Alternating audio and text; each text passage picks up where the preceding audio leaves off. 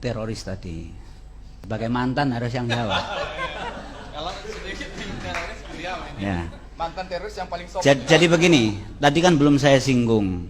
Latar belakang teroris itu penting. Iya penting. Jadi latar belakang kami itu kan yang ngawali aksi teror di Indonesia. Kami ini adalah penerus Negara Islam Indonesia, NII, yang dulu diproklamirkan oleh Kartosuwiryo tahun 1949. Kami ini pelaku bom Bali itu generasi keempat. Nah, jadi begini, apakah pemikiran itu eksklusif atau dan lain sebagainya, itu menurut saya itu nanti malah membingungkan. Karena pemikiran eksklusif itu apa toh kan gitu. Yang terpenting itu bahwa ini. Nah, kemudian akhirnya meskipun tidak sebagai penerus daripada NII, akhirnya terbawa oleh kami. Perpecahan antara kelompok yang afiliasinya ke Al-Qaeda dengan ISIS itu kan baru saja ketika jihad Irak sama Suriah itu. Nah, adapun masalah ideologi sama sebetulnya. Ada dua prinsip yang dimiliki oleh teroris. Satu, negara Islam. Dua adalah melaksanakan jihad fi sabilillah. Itu saja. Jadi meskipun sekarang ini Indonesia NKRI ini makmur, semakmur-makmurnya lebih daripada Singapura, tetap saja akan ada teroris.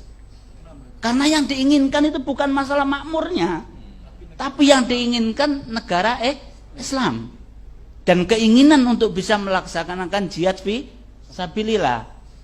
Nah, warga NU nggak usah resah, karena sampai sekarang ini menurut saya dan yang saya ikuti nggak ada orang NU itu yang terlibat bersama kami, nggak ada. Itu apa tuh perbedaannya? Perbedaannya begini. Saya ini madrasah ibtidaiyahnya di Gupi. Gupi itu adalah milik Golkar. Gabungan usaha istilahnya pembaruan pendidikan Islam. Tapi begitu saya kelas 5, akhirnya dijadikanlah Ma'arif. Jadi saya itu sekolah di Ma'arif kelas 6. Ya, Ma'arif. Tidak ada ajaran dari Gupi apalagi dari Ma'arif yang mengarah ke radikal. Ingat bahwa cerita saya itu, saya kelas 5 itu sudah kelas 5 SD Ibtidaiyah itu sudah menurunkan lambang negara Garuda itu. Dari mana ajarannya? Dari kakak saya Mukhlas yang dieksekusi itu, pimpinan bom Bali. Pada waktu itu Mukhlas sekolah di Pondok Pesantren Al Mukmin Ngeruki Solo. Pondoknya Ustadz Abu Bakar Basir. Begitu Mukhlas liburan, saya ini masih kecil sudah diajari bahwa Pancasila ini tauhid. Pada waktu itu presidennya kan Soeharto tauhid. Polisi tauhid, tentara tauhid. Jadi apa label-label itu sudah saya dengarkan sejak kecil. Lah Bapak almarhum itu kan Cari Sekdes.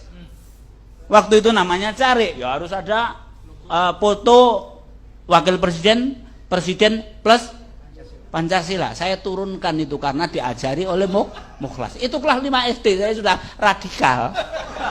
Kan gitu. Nah, sekarang ini tugas kita kan sudah ngerti itu. Jadi bahwa di situ tidak jauh.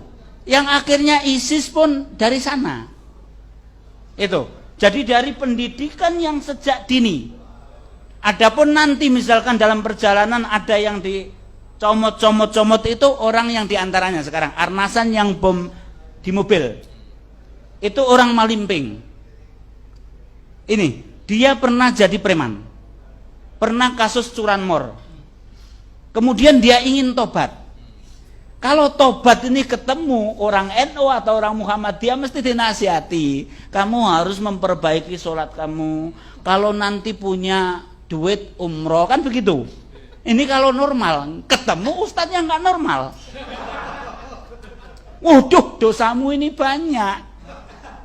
Nggak bisa dihilangkan kecuali kamu berada di medan jihad dan mati syahid, ya wes. Kan gitu.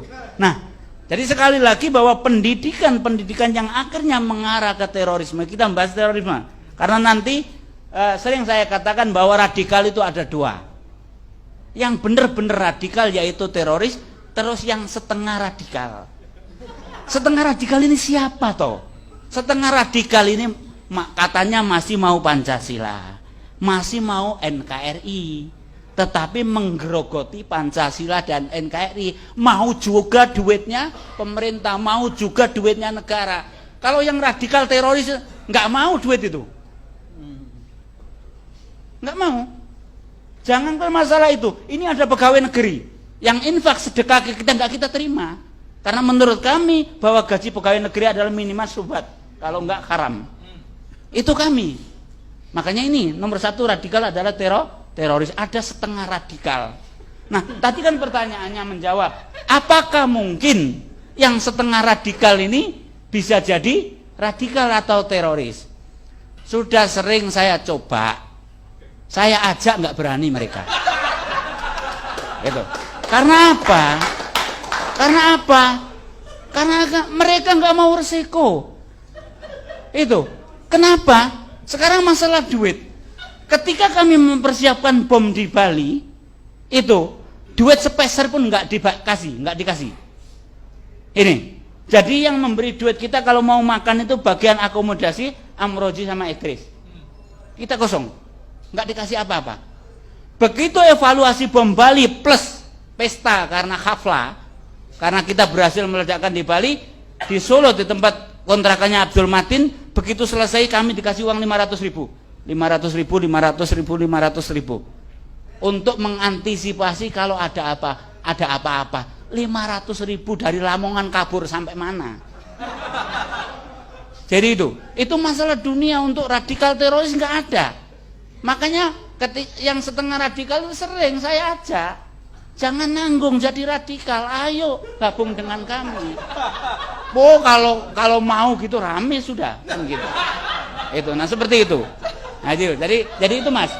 Tugas kita ini bagaimana sejak dini ini kita antisipasi supaya pemahaman radikal ini tidak sampai ke apa istilahnya masyarakat kita atau generasi kita. Terakhir buat jenengan ini. Tadi sempat disinggung adanya hubungan antara terorisme dengan iklim politik. Itu benar nggak ada? Misalnya ketika politik berkembang terus radikalisme. Nah, jadi begini. Kalau orang normal itu yang didambakan kedamaian.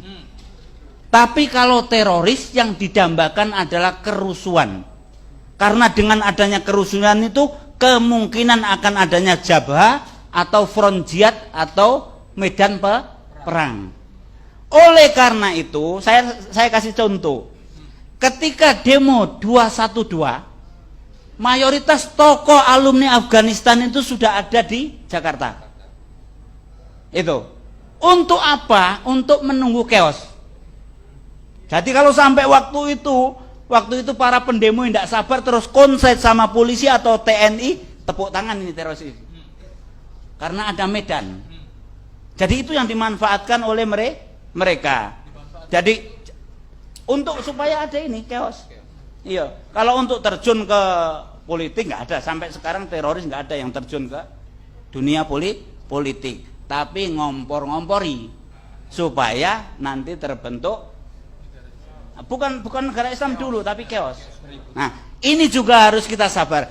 Oleh karena itu begitu saya ditangkap pertama kali, saya sudah sampaikan ke Mabes Polri waktu itu yang nangkap saya, jangan sampai terjadi peristiwa Ambon sama Poso. Ini yang harus kita antisipasi. Perusuhan yang bernuansa sara inilah yang menyebabkan teroris ini tepuk tangan, dalam artian bahwa di situ ada medan jihad. Makanya jangan sampai, mohon kita bersabar. Lintas agama ayo kita bersabar, jangan sampai ada kerusuhan yang seperti itu. Nah, ini harus ditokohi oleh NU karena NU itu sudah dekat dengan semua agama.